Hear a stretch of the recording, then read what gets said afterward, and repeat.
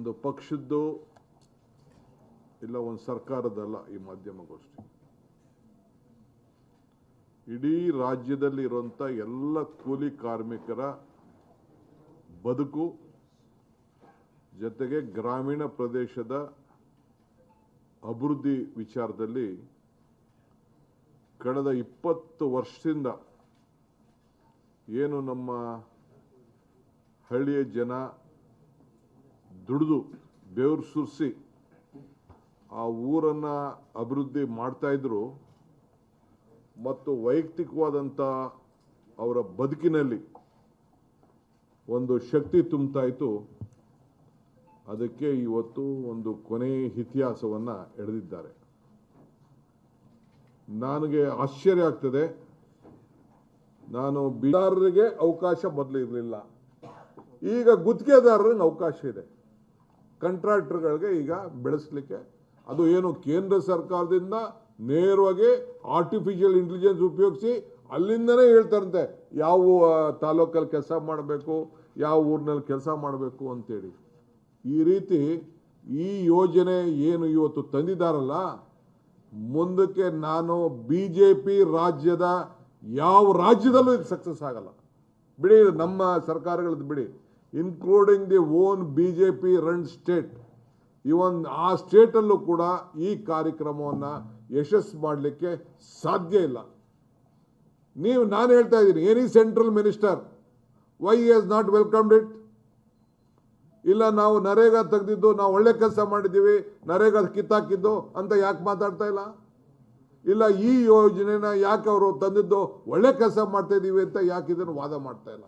ಇಷ್ಟೇ ಚರ್ಚೆ ಇದು. ಅದನ್ನೇ ನಮ್ಮ ಮುಖ್ಯಮಂತ್ರಿ ಹೇಳಿದ್ದು, ಇದು ಎಲ್ಲೂ ಕೂಡ ಚರ್ಚೆ ಆಗಿಲ್ಲ ಅನ್ನೋ ಇದನ್ನು ಈ ಸಂದರ್ಭ ಹೇಳಲಿಕ್ಕೆ ನಾನು ಬಯಸ್ತಾ ಇದ್ದೀನಿ. ನಾವು ಬೇರೆ ಬೇರೆ ನೀವು ನೋಡಿ, ನಾನು ನಿಮ್ಗೆ ಯಾಕೆ ಹೇಳ್ತಾ ಇದ್ದೀನಿ ಅಂದರೆ, ಸೀಯಿಂಗ್ ಇಸ್ ಬಿಲೀವಿಂಗ್.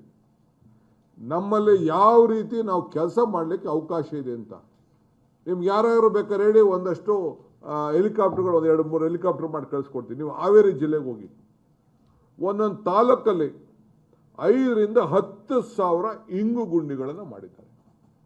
ಇಂಗು ಗುಂಡಿಗಳು ನಾನು ನೋಡಿದ್ದೀನಿ, ಕಣ್ಣಲ್ಲಿ ನಾನು ನೋಡಿದ್ದೀನಿ. ಹಾವೇರಿ ಜಿಲ್ಲೆಯಲ್ಲಿ ಆ ನೀರನ್ನು ಒಂದು 20x20, 40x40 ಇದರಲ್ಲಿ ಮಾಡಿ ಆ ಇಂಗು ಗುಂಡಿಗಳನ್ನು ಅಗ್ರಿಕಲ್ಚರ್ ಡಿಪಾರ್ಟ್ಮೆಂಟಿಂದ ಮಾಡಿದ್ದಾರೆ. ಕೃಷ್ಣ ಬೈರೇಗೌಡರು ಅಗ್ರಿಕಲ್ಚರ್ ಇದ್ದಂಥ ಸಂದರ್ಭದಲ್ಲಿ ನಾನು ಕಣ್ಣಲ್ಲಿ ನಾನು ನೋಡಿದ್ದೀನಿ. ಆ ನೀರನ್ನು ಅಲ್ಲೇ ಅವ್ನು ಮಾಡಿಕೊಂಡು, ಅವ್ರನ್ನ ಭೂಮಿಲೇ, ಬೇರೆ ಯಾರ ಭೂಮಿ ಇಲ್ಲ, ಅವನ ಭೂಮಿಲೇ ಅವ್ನು ಮಾಡಿಕೊಂಡು ಕೂಲಿ ಪಡ್ಕೊಳ್ಳೋಂಥ ಕೆಲಸ ಕೂಡ ಇವತ್ತಾಗಿದೆ. ಇಡೀ ರಾಜ್ಯದಲ್ಲಿ ಈ ರೀತಿ ಆಗ್ತಾ ಇದೆ. ಇಡೀ ರಾಷ್ಟ್ರಕ್ಕೆ ಈ ಯೋಜನೆ, ಇಡೀ ರಾಷ್ಟ್ರದ ಗ್ರಾಮೀಣ ಅಭಿವೃದ್ಧಿಗೆ ಒಂದು ದೊಡ್ಡ ಮಾರಕ ಇದು. ಇದರಂಥ ಮಾರಕವಾದಂಥ ಬಿಲ್ಲು ಗ್ರಾಮೀಣ ಪ್ರದೇಶದ ಬದುಕಿಗೆ, ಈಗ ರಾಜೀವ್ ಗಾಂಧಿಯವರು 73rd 74th ಅಮೆಂಡ್ಮೆಂಟ್ ಮಾಡಬೇಕಾರೆ ಇಲ್ಲಿಗೆ ಬಂದಿರಲಿಲ್ವ ಅವರು? ನಮ್ಮ ರಾಮಕೃಷ್ಣ ಹೆಗಡೆ ಅವರು ಇಲ್ಲಿ ಚೀಫ್ ಮಿನಿಸ್ಟ್ರು, ಇಲ್ಲಿಗೆ ಬಂದು SK ಡೇ ಅವ್ರು ಬಂದು, ನಾವೇ ಇಲ್ಲಿ ಬಂದು ಕಾನ್ಫರೆನ್ಸ್ ಮಾಡಿಲ್ವಾ? ಈ ಆ್ಯಕ್ಟ್ ತರ್ತಾ ಇದ್ದೀವಿ, ಇದಕ್ಕೆ ಏನಾಗಬೇಕು, ಪಂಚಾಯತ್ ರಾಜ್ಗೆ ಶಕ್ತಿ ಕೊಡಬೇಕು, ಪಂಚಾಯತ್ಗೆ ಏನು ಕೊಡಬೇಕು ಅಂತ ಮಾಡಿ ತೀರ್ಮಾನ ಮಾಡಿದ್ರು. ಸೋನಿಯಾ ಗಾಂಧಿಯವರು ಅವ್ರ ಲೀಡರ್ಶಿಪ್ಪಲ್ಲಿ, ಇದೇ ಮನಮೋಹನ್ ಸಿಂಗ್ ಅವರ ಫೈನಾನ್ಸ್ ಮಿನಿಸ್ಟರ್ ಇದ್ದಂಥ ಸಂದರ್ಭದಲ್ಲಿ ಬೇಲೂರು ಡಿಕ್ಲರೇಷನ್ ಮಾಡ್ದು. ಬೇಲೂರು ಡಿಕ್ಲರೇಷನ್ ಏನು ಮಾಡ್ದೋ, 25 ಇಲಾಖೆಗಳಲ್ಲಿ ಪಂಚಾಯತಿಗಳಿಗೆ ಶಕ್ತಿ ತುಂಬುವಂಥ ಕೆಲಸ ಮಾಡ್ದು. ಆ ಶಕ್ತಿ ತುಂಬುವಂಥ ಕೆಲಸದಲ್ಲಿ ಈ ನರೇಗಾ ಬಂದಿದ್ದು. ಎಲ್ಲ ಇಲಾಖೆಗೆ ಸಂಬಂಧಪಟ್ಟ ಎಲ್ಲ ಅಂಗನವಾಡಿಗಳು ನೋಡಿ, ಅಂಗನವಾಡಿ ಬಿಲ್ಡಿಂಗ್ ಕಟ್ಟಲಿಕ್ಕೆ, ಗ್ರಾಮ ಪಂಚಾಯತಿ ಆಫೀಸ್ ಕಟ್ಕೊಳ್ಳಿಕ್ಕೆ, ವುಮನ್ ಸೆಲ್ಫ್ ಹೆಲ್ಪ್ ಗ್ರೂಪ್ ಕಟ್ಟಲಿಕ್ಕೆ, ಫೆಡರೇಷನ್ನು, ಸೈಕ್ಲೋನ್ ಶೆಲ್ಟರ್ಗಳು, ನಮ್ಮ ಇದಕ್ಕೆ ಕ್ರೆಮಿಟೋರಿಯಂಗಳು ಬ್ಲಾಕ್ ಲೆವೆಲಲ್ಲಿ ಎಲ್ಲ ಕೂಡ ಕಟ್ಟಲಿಕ್ಕೆ ಒಂದು ಅವಕಾಶ.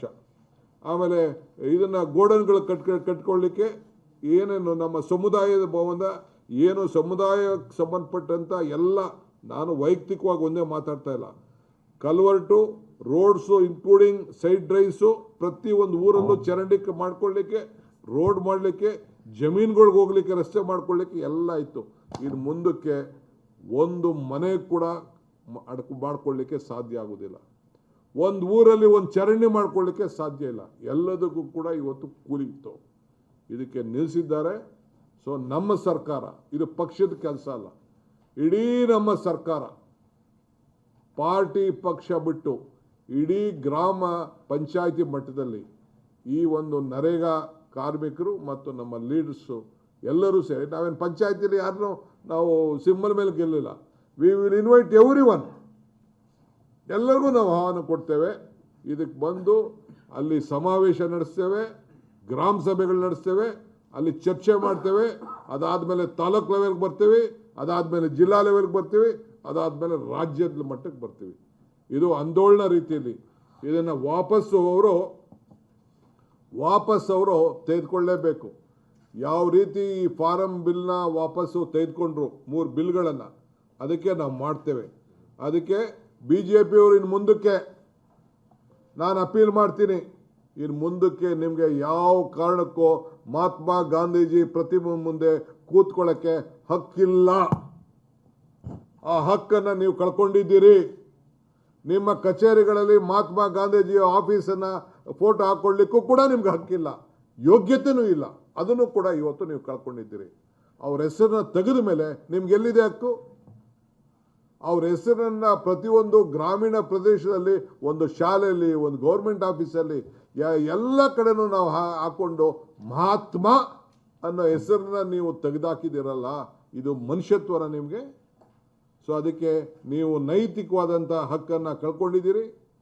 ಮಹಾತ್ಮ ಗಾಂಧೀಜಿ ಭಾಷಣ ಮಾಡೋದು ಬೇಡ, ಅವ್ರ ಊರಾರ ಹಾಕೋದು ಬೇಡ. ಅವ್ರ ಹೆಸರನ್ನು ಯಾರು ಒಬ್ಬ ಮಹನೀಯರು, ಈಗ ಜವಾಹರ್ಲಾಲ್ ನೆಹರು ಅವರ ಹೆಸರಿನಲ್ಲಿ ನಾವು ಮಕ್ಕಳ ಜಯಂತಿ ಅಂತ ಮಾಡ್ತಾ ಇದ್ದೇವೆ. ಡಾಕ್ಟರ್ ರಾಧಾಕೃಷ್ಣ ಅವರ ಜನ್ಮದಿನ ಟೀಚರ್ಸ್ ಅಂತ ನಾವು ಮಾಡ್ತಾ ಇದ್ದೇವೆ. ಚರಣ್ ಸಿಂಗ್ ಅವರ ಜನ್ಮದಿನವನ್ನು ನಾವು ನಮ್ಮ ರೈತರದು ಅಂತ ನಾವು ಮಾಡ್ತಾ ಇದ್ದೇವೆ. ಸೊ ಹಂಗೆ ಪ್ರತಿಯೊಂದು ಜಯಂತಿಗಳನ್ನ ನಾವು ಮಾಡ್ತಾ ಇದ್ದೇವೆ. ಅಂಬೇಡ್ಕರ್ ಅವರು ಹುಟ್ಟಿದ ದಿನ ನಾವು ಸಂವಿಧಾನದ ಬಗ್ಗೆ ಎಷ್ಟು ಗೌರವ ಕೊಡಬೇಕು ಅದನ್ನು ನಾವು ಮಾಡ್ತಾ ಇದ್ದೇವೆ.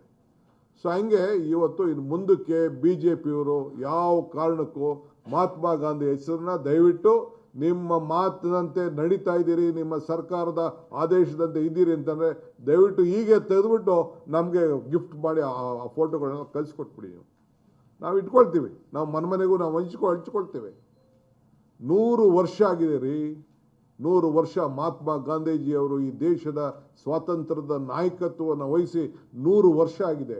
ಆ 100 ವರ್ಷದ ಸಂಭ್ರಮ ಆಚರಣೆ ಮಾಡೋಂಥ ಸಂದರ್ಭದಲ್ಲಿ ಅವ್ರ ಹೆಸರನ್ನ ತೆಗೆದು ಅವ್ರನ್ನ ಹೆಸರಿಗೆ ಕೊಲೆ ಮಾಡ್ತಾ ಇದ್ದೀರಲ್ಲ, ಇದಕ್ಕಿನ್ನ ಈ ದೇಶದ ಇತಿಹಾಸದಲ್ಲಿ ಮಾಡಿದಂಥ ಅವಮಾನ ಇನ್ನೊಂದಿಲ್ಲ ಅಂತ ಹೇಳಲಿಕ್ಕೆ ನಾನು ಬಯಸ್ತಾ ಇದ್ದೇನೆ. ಇದಕ್ಕೆ ಈ ಹೋರಾಟ ಪಕ್ಷ ಭೇದವನ್ನು ಮರೆತು ನಮ್ಮ ಹೋರಾಟವನ್ನು ರೂಪಿಸ್ತೇವೆ. ಯಾರು ಜಾಯ್ನ್ ಆಗ್ಬೋದು, ಆದರೆ ಹಳ್ಳಿ ಪ್ರದೇಶದ ಜನರ ಬದುಕಿನಲ್ಲಿ ಇವತ್ತು ಒಂದು ದೊಡ್ಡ ಆಘಾತ ಉಂಟಾಗಿದೆ.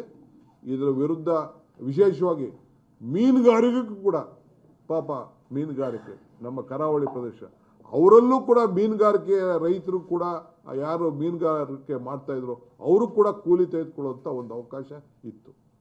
ನಾನು ಪ್ಲಾಂಟೇಶನ್ ಮಾತಾಡೋಕ್ಕೆ ಹೋಗ್ತಾ ಇಲ್ಲ, ಪ್ಲಾಂಟೇಶನಲ್ಲೂ ಕೂಲಿ ಮಾಡ್ಕೊಳ್ಳೋಕೆ ಇತ್ತು. ಈಗ ಇಡೀ ರಾಜ್ಯದಲ್ಲಿ ಅವರು ಕೂಲಿ ನಗರಗಳಲ್ಲಿ ಬಿಟ್ಟು ಗ್ರಾಮೀಣ ಪ್ರದೇಶದಲ್ಲಿ ಮಾಡ್ಕೊಳ್ಳೋಂಥ ಅವಕಾಶ ಇತ್ತು. ರಾಜಸ್ಥಾನದಲ್ಲಿ ನಗರದಲ್ಲೂ ಆಗಬೇಕು ಅಂತ ಕಾಂಗ್ರೆಸ್ ಪಕ್ಷ ಸರ್ಕಾರ ಒಂದು ಕಾನೂನು ತೆಗೆದುಕೊಳ್ಬೋದು. ಸೊ ಅದರಿಂದ ನಾನು ಜಾಸ್ತಿ ಮಾತಾಡೋಕ್ಕೆ ಹೋಗೋದಿಲ್ಲ. ಮುಖ್ಯಮಂತ್ರಿಗಳು ರಾಯಚೂರಿಗೆ ಹೋಗಬೇಕಾಗಿದೆ. ಸೊ ಅದರಿಂದ ಈ ವಿಚಾರದಲ್ಲಿ ನಮ್ಮ ಪಕ್ಷ ಮತ್ತು ಸರ್ಕಾರ ಜೊತೆ ಸೇರಿ ಈ ಹೋರಾಟವನ್ನು ತೆಗೆದುಕೊಂಡು ಹೋಗ್ತಾರೆ ಅನ್ನೋ ಮಾತನ್ನು ಈ ಸಂದರ್ಭದಲ್ಲಿ ತಮ್ಗೆ ಹೇಳಲಿಕ್ಕೆ ನಾನು ಬಯಸ್ತಾ ಇದ್ದೇನೆ.